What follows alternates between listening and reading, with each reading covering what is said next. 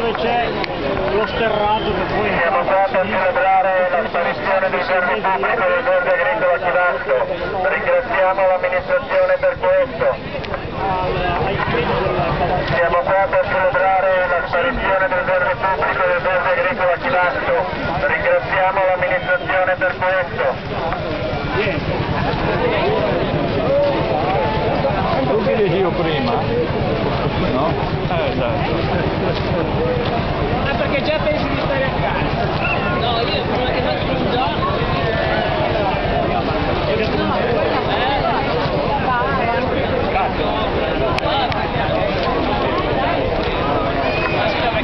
Siamo qua per celebrare la sparizione del verde pubblico del verde agricolo a Chivasto. Ringraziamo l'amministrazione per questo. Queste sono le nuove case che verranno costruite al di là del capannone ai bordi del parco mauriziano. Poi dove c'è adesso lo sterrato lì verrà fatto la strada che parte dalla rotonda Opel e finisce ai piedi del cavalcavia, portando traffico ai bordi del parco. Queste sono le nuove case, piccoli edifici modesti che verranno costruiti al di là del capannone, ai bordi del parco mauriziano, abbellendo il panorama del parco.